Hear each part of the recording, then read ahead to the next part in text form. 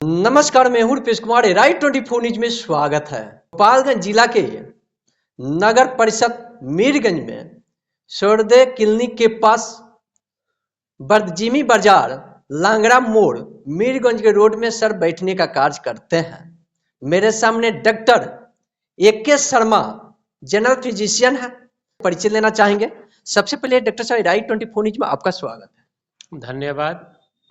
आपके चैनल के माध्यम से सभी जनता जनार्दन देखने वाले को मेरा नमस्कार। किस तरह से सर अपने मरीज को देखने का कार्य करते हैं? देखिए, मैं विगत 20 वर्षों से यहाँ अपने मरीजों का इस क्षेत्र के, नगर परिषद के क्षेत्र के या फिर रूरल एरिया के जितने भी लोग हैं उनका सेवा कर रहा हूँ। और जितने भी इमरजेंसी रात को या दिन को 24 आवर्स मैं यहाँ अवेलेबल रहता हूँ। मेरे रेजिडेंस और क्लिनिक दोनों एक ही में है, जिसकी वजह से आए दिन जितने इमरजेंसी होती हैं लगभग नाइट में मैं ही लोकल में देखता हूँ। देहात है, देहात के मरीज ही आपके पास आते हैं, उस तरह से आपके हॉस्पिटल में किस तरह से सुविधा देने का काम करते हैं? देखिए, देहात के बहुत सारे ऐसे पेशेंट हैं जो घर से निकलते हैं तो उनके पास पैसे ही नहीं रहता है। आए इमरजेंसी में एकदम हल्ला करते हुए आते हैं कि डॉक्टर साहब ऐसे हुआ है वैसे हुआ है, तो हम उनको पैसा रहे न रहे जैसे भी होता है मैं उनको सेवा देता हूँ। उसके बाद से अपना अरेंज करके वो जो हिसाब होता है अपना देते हैं और जाते हैं। गर्मी को देखते हुए किस तरह का मरीज आपके पास सर बीमार पड़कर पहुंचने का प्रयास कर रहा है? अक्सर देखा गया है कि प्रत्येक वर्ष मार्च के बाद गर्मी जो शुरू होता है तो उस समय अक्सर डिहाइड्रेटेड मरीज हमारे यहाँ आते हैं, या सभी जितने भी डॉक्टर हैं उनके यहाँ लूज मोशन हुआ, वॉमिटिंग हुआ, इस तरह का डिहाइड्रेटेड मरीज आते हैं। तो गर्मी में तो मैक्सिमम यही सब पेशेंट आता है, बुखार हुआ, डिहाइड्रेशन हुआ। तो मैं लोगों को ये कहना चाहूँगा कि गर्मी में अधिक से अधिक अपना डिहाइड्रेशन को रिहाइड्रेट करने का प्रयास करें, जैसे कि पानी हर समय समय से लेते रहें, फ्रूट्स हो गया, नारियल पानी हो गया, इलेक्ट्रोलाइट हो गया, इलेक्ट्रॉल पाउडर वगैरह अपना लेते रहें ताकि डिहाइड्रेशन आपको न हो और आप बीमार होने से बचें। देहात में काफी सर देखने को मिलता है कि तरह से गर्मी है, अभी डेंगू का शिकार लोग तुरंत पड़ जाते हैं। उस तरह के मरीज सर आपके पास पहुंचते हैं डेंगू का, तो किस तरह से उनको राहत देना चाहिए और किस तरह से सुझाव देना चाहिए? देखिए, डेंगू एक तरह का वायरस है जो हर साल एक निश्चित समय से आता है। तो उसमें अक्सर होता क्या है कि ब्लड में हम लोगों का प्लेटलेट होता है, प्लेटलेट काउंट डाउन हो जाता है। तो इसमें भी बॉडी का डिहाइड्रेशन बहुत ज़्यादा बढ़ जाता है। तो डिहाइड्रेशन को रिकवर करना है, उसका मैनेजमेंट करना है। और फीवर उसमें आता है, फीवर टेम्परेचर बहुत ज़्यादा रहेगा, बदन में काफ़ी दर्द रहेगा, वॉमिटिंग होगा, सर में दर्द रहता है। तो अगर बहुत ज़्यादा प्लेटलेट कम है तो उनको प्लेटलेट भी चढ़ाना पड़ता है, जो कि लोकल में या मीरगंज, सिवान, गोपालगंज में संभव नहीं है। उसके लिए लोग पटना या गोरखपुर उनको भेजना पड़ता है। लेकिन मैक्सिमम पेशेंट हमारे यहाँ आते हैं तो संभवतः उनको सलाइन करके या अपना जो भी हमारा ट्रीटमेंट है उसको करके हम लोग रिकवर कर ही लेते हैं, उसमें कोई दिक्कत नहीं होता है।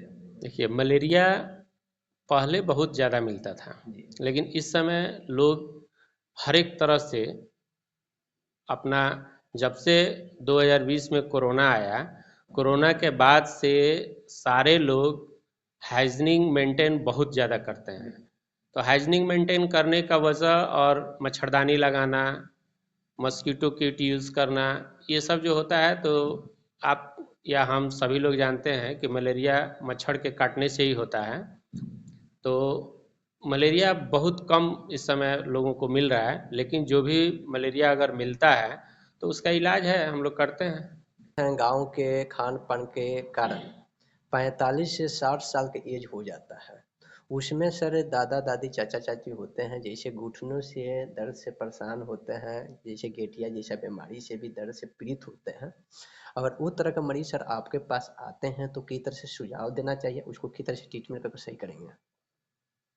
अक्सर आफ्टर 45 ईयर्स एज लोगों को घुटना का दर्द, जॉइंट पेन, ये सब जो हो रहा है तो खान पान की कमी और शरीर में मैक्सिमम कैल्शियम का कमी होने की वजह से ये सब होता है। ऑस्टियोपोरोसिस, ऑस्टियोआर्थराइटिस, ये सब जो बीमारी है, आम भाषा में अगर बोला जाए तो गांव देहात में लोग कहते हैं कि घुटने का ग्रीस तेल खत्म हो गया है ना, लेकिन हम लोग उसको अपने मेडिकली लैंग्वेज में कुछ और बोलते हैं। तो उसके लिए सबसे ज़रूरी है कि प्रॉपर आप घुटने का एक्सरसाइज करें। अगर आपको नहीं आता है तो फिजियोथेरेपिस्ट डॉक्टर से मिलें और उसका मतलब सही एक्सरसाइज क्या होता है उसको अपनाएं। बॉडी वेट को कंट्रोल करें। खान पान में अधिकतर आप कैल्शियम युक्त भोजन, दूध हुआ, अंडा हुआ, इस तरह का कुछ लीजिए जिससे शरीर में कैल्शियम का कमी ना हो। और बाकी अगर दर्द है, ज़्यादा परेशान है तो उसके लिए तो दवा है ही, हम लोग दवा देते हैं। अच्छा सर, शरीर के अंदर कहाँ पे हम लोग का सीना होता है, उस तरह का जलन जैसा आग देना और जलन जैसा कभी कभी क्या होता है खांसने के बाद कलेजा जैसा ब्लड निकलना आपने देहात में देखने को मिल रहा है, जैसे खान पान की गड़बड़ी के कारण। और उस तरह के मरीज सर आपके पास पहुंचेंगे तो उसका ट्रीटमेंट कैसे करेंगे और सुझाव सर क्या होना चाहिए? देखिए, छाती में जलन, पेट में जलन, ये जो है हाइपर एसिडिटी है। आप जो अभी खान पान कर रहे हैं, आप बाहर का बहुत ज़्यादा खाना, लोग पिज़्ज़ा, बर्गर, या घर में भी औरतें जो अभी खाना बना रही हैं बहुत सारा ज़्यादा तेल का मात्रा यूज करना, वो भी जो तेल है आप बाज़ार से जो ले रहे हैं रिफाइन ऑयल, बहुत अच्छे क्वालिटी का तेल नहीं मिलता है। सूखा मिर्च पाउडर बहुत ज़्यादा इस्तेमाल लोग कर रहे हैं। तो मैं कहूँगा कि अधिक से अधिक हरा साग सब्जी लें।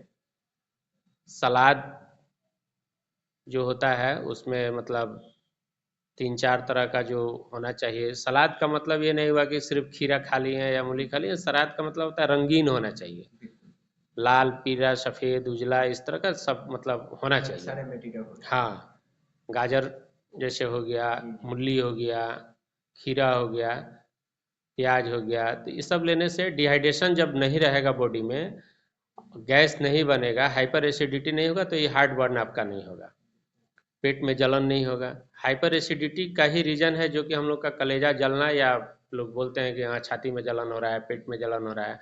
और ये जो ब्लड का जो निकलना आप बता रहे हैं, ये दूसरी चीज़ हो गया। अगर बहुत ज़्यादा ब्लड निकल रहा है तब तो उसका डायग्नोसिस करना अलग चीज़ हो गया, वो ट्यूबरकुलोसिस भी हो सकता है।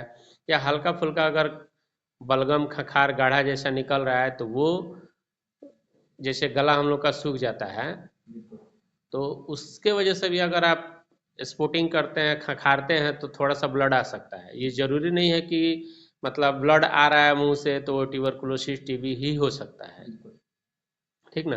तो उसके लिए आप हमेशा गला को मतलब भिंगाना, यानी कि पानी पीते रहना है गर्मी के दिन में, ताकि गला आपका सूखे नहीं, और ज़्यादा से ज़्यादा आप पानी पीजिए। लास्ट क्वेश्चन सर रहेगा, अपने हॉस्पिटल के माध्यम से यहाँ के मरीजों के लिए क्या संदेश देना चाहेंगे? मैं अपने सर्वोदय क्लिनिक बदरजीवी बाज़ार लंगड़ा पुल के पास जो स्थित है, डॉक्टर ए के शर्मा, मैं अपने लोकल सभी मरीजों को, सभी जनता जनार्दन को मैं ये संदेश देना चाहूँगा कि किसी भी प्रकार का कोई भी इमरजेंसी, चाहे रात हो या दिन हो, अगर आपको होता है तो फर्स्ट आप एक बार मेरे यहाँ ज़रूर सलाह लें, ज़रूर विजिट करें। अगर हमसे नहीं होने वाला होगा तो मैं यहाँ आपको उचित सलाह दूंगा और सही जगह पे आपको बताऊंगा। किसी भी दलाल, किसी भी ब्रोकर के चक्कर में न पड़े, इसलिए कि मैं ये कहना नहीं चाह रहा था, लेकिन फिर भी मैं कह रहा हूँ कि आजकल हम लोगों का पेशा जो है, इस पेशे में भी ब्रोकरिंग बहुत ज़्यादा चल रहा है, तो मैं इसके खिलाफ रहता हूँ। तो मैं अपने सभी दर्शकों को, सभी मरीजों को ये इस चीज़ से सतर्क कराना चाहता हूँ और ये बताना चाहता हूँ कि आप उनसे दूर रहें।